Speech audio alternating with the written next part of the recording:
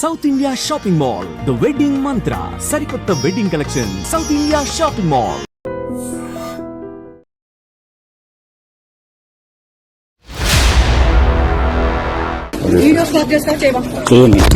చేయను. నా డ్యూటీకి అడ్డం తెలకండి మీరు. నా డ్యూటీ ఎట్లా వస్తారు మీరు? చేవెళ్ల పోలీసులు అక్కడ దగ్గరలో ఉన్నటువంటి వాళ్ళు చేరుకొని ఆ టెస్టులు చేయడం కావచ్చు, లేకపోతే ఎవరెవరు సెలబ్రిటీస్ ఉన్నారు ఏంటి అనేది కూడా పూర్తిగా ఎవరిని వదలకుండా అందరినీ కూర్చోబెట్టి ఇది ఎవరు అరేంజ్ చేశారు, ఈ పార్టీ ఆర్గనైజర్ ఎవరు, ఆయన మీద కేసు, అట్లాగే మంగ్లీ మీద కేసు, దెన్ అక్కడ ఎవరికైతే పాజిటివ్ గంజాయి సేవించి పట్టుబడ్డ వంటి వాళ్ళ మీద కేసు, ఇవన్నీ కూడా ఫైల్ చేసినట్టుగా మనకున్నటువంటి సమాచారం అయితే అంతోంది. ఒక్కసారిగా సింగర్ మంగ్లీ బర్త్డే పార్టీలో గంజాయి సేవించినటువంటి సెలబ్రిటీస్ దొరికిన సిచ్యువేషన్ ఉంది కాబట్టి పూర్తిగా ఈ వార్తనైతే కలకలం క్రియేట్ చేస్తోంది.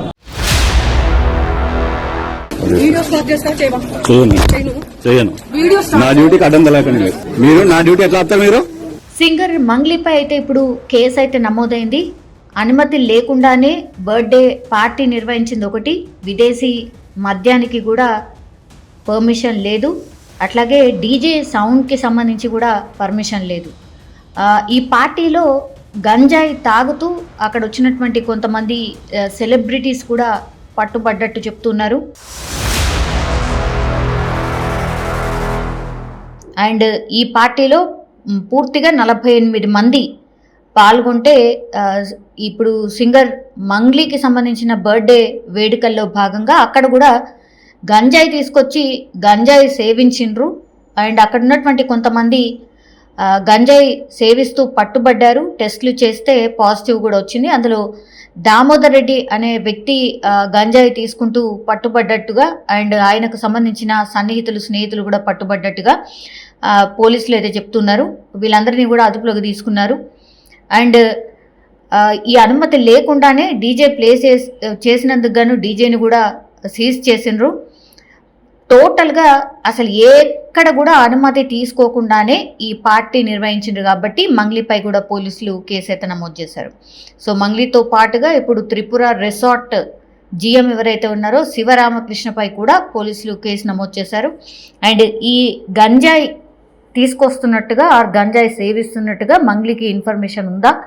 మంగ్లీ పర్సనల్గా ఆమె బర్త్డే పార్టీని నిర్వహిస్తుంది కాబట్టి ఆమెకి తెలియకుండా ఉంటుందా?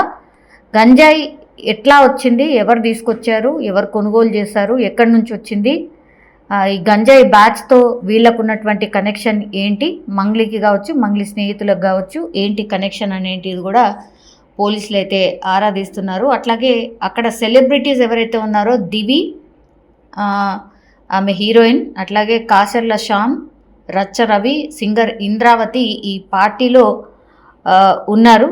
సో వీళ్ళందరినీ కూడా పూర్తి స్థాయిలో ఎంక్వైరీ చేస్తూ ఉన్నారు. ఇప్పుడు కేసు అయితే ఫైల్ చేసిన పరిస్థితి కనిపిస్తోంది. నిజంగా ప్రస్తుతం ఉన్నటువంటి సమాజం దేనికి ప్రయారిటీ ఇస్తుంది? ఆర్థిక సంబంధాల చుట్టూ మాత్రమే తిరుగుతుంది. మళ్ళీ ఎన్నికలంగానే చాలా విరక్తి కలుగుతాం. మంచి అనిపిస్తుంది కదా, లేడీస్ కూడా ఛాలెంజింగ్ జాబ్స్ చేసినప్పుడు చాలా బాగుంటది. ట్రాఫిక్ అసిస్టెంట్స్ గా నియమించిన ట్రాన్స్జెండర్స్ అందరితో సాల్యూట్ చేయించుకుంటున్నారు. ఫుడ్ డెలివరీ ఇవ్వటానికి వెళ్ళినటువంటి డెలివరీ బాయ్ అనిల్ పై కళ్ళ ముందు